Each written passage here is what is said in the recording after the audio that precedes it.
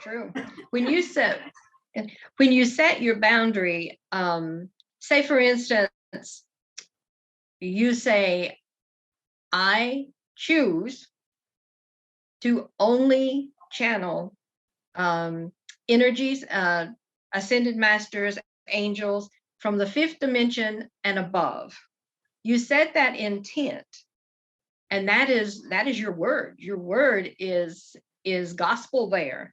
And so therefore, that's what you will channel. You will channel only those energies, only those benevolent beings from the fifth dimension up. When you're in the fourth dimension, it is like you said, that's more of a mediumship, and that is really not where you choose to go, and neither me either. I don't choose to play in that realm. It's very taxing, and that is not my purpose, and that is not yours either, from what I hear. I have, yes, and people say, well, how can I be absolutely positive that I won't channel these? Because there's still some question. Envision yourself as a bug zapper, and any energies that are below fifth dimension, they try to get in, but they're fried. They can't make it. Okay. So you're just a spiritual bug zapper, and so you are assured that you will only channel the higher frequencies. I like it. It works. Yeah. I'll use it. I'll just it'll just set me into a giggle, but why not? Sure, it sounds good. And the other thing about this too is when you talk about protection, I just want to, because that word too, just like channeling, just has this. I have to protect myself. What do I have to protect myself against? So protection, well, it's like you got a roof on your house to protect it from the rain coming in. It's not to protect it from like evil coming in, Right. Yeah. And so it's the same token. And people sometimes will go, oh, there's evil people in the world. And it's like, okay, if you want to categorize that, if that makes you, you need to do that. But in all actuality, it is just like you said, it is a different vibration. And so therefore it's, you're aware of it. I'm not saying that you shouldn't be aware of it, because be aware of it. Don't put your head in the ground. Correct. But it is real. It is real. Yeah, it is real. But it's like I don't vibrate with it. It's like right. I don't. Yeah. And so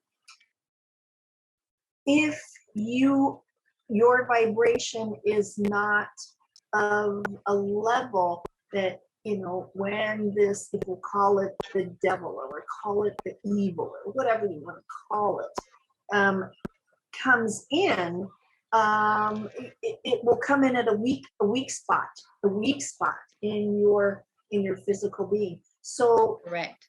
I like to, if we get into like explaining, how to begin channeling, that is an important part, because raising your vibration includes the fact that you've got to take care of the human body as well, because that's housing that spirit, and that's important. So even foods you eat can lower your vibration. Yes.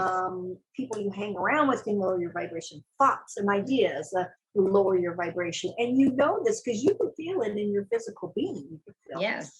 So, let's if you don't mind talking about that, because I know a lot of people too.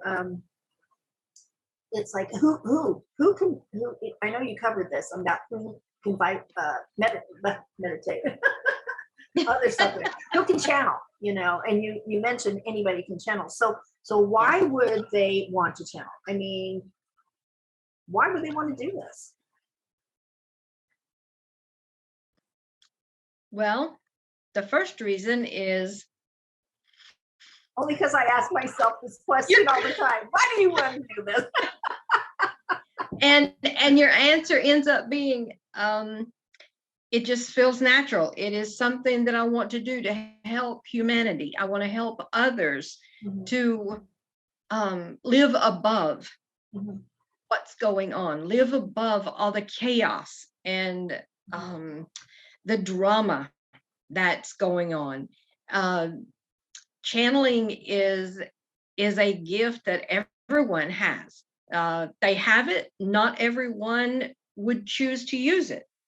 We all have different gifts.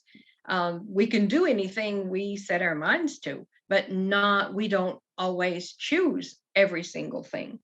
As I said before, you're channeling whenever, say for instance, a lunchroom lady or gentleman or whatever, and they're fixing food for the youngsters, and they're happy, and they're singing, and their laughter, and that frequency is going into that food that is feeding that child. So that energy, it will change that child's vibration. It will help bring that vibration up. Anyone that is living and breathing can channel. Why would you want to do it? To help others. And not only to help others, but also to help yourself. Because as you channel, you raise in frequency, because the energies that you bring in are higher. They're higher frequency than what a human body is. And every single time that you bring in that frequency, or you listen to your inner knowing, or you do something that you just know you have to do, and there's no reason why that you can think of, but you know you have to do it, you are channeling. And you're channeling, as you channel, then you raise in vibration. That is how we raise in frequency, is we listen and we do. And people do that without even thinking. And I know that you've done this before. Something comes along, or somebody says something, and then out of your mouth comes something that you really wouldn't have even thought to say. And you think, where did that come from? Yeah. I know in the beginning, when I was dabbling kind of in it, or just beginning to recognize that I too had somewhat of an ability, or opened my God-given gift, if that's what you opened that somebody would ask me a question, and I give them the answer, and all of a sudden there would be this extra information that would come out, and I'd hear it, I'm hearing it, and I'm saying it, but yet I'm thinking to myself, oh, that's really good. I need to remember that for myself. And then it's like, you said, well, you're channeling, and it's like, no. I don't know where it came from, but it was good. Especially when you are telling the other person information that you didn't even know yourself. You're like, where did this come from? Yeah. I didn't know, Yeah. And I'll find myself saying, why did I say that? I don't even know why I said that. Right. Oh, yeah. Yeah. That is the simplest definition of channeling that there can be, is you already do it. Yeah. Everyone already does it. Yeah. I know that everyone that is listening, and everyone on the face of the earth, does things that they have no inkling about why. You're right. It's very natural. And I think once we begin to recognize that we have that capability, that then we begin to go, okay, well, what can I use it for? What can I get out of this? And an interesting part is, I started out with journaling, and that's how I teach all of my students to journal first, because that's how I started. And in the journaling process, it's so fascinating because I would just ask a question. It's like, okay, and this is the same with, if you're going to pray, you pray, you ask, ask.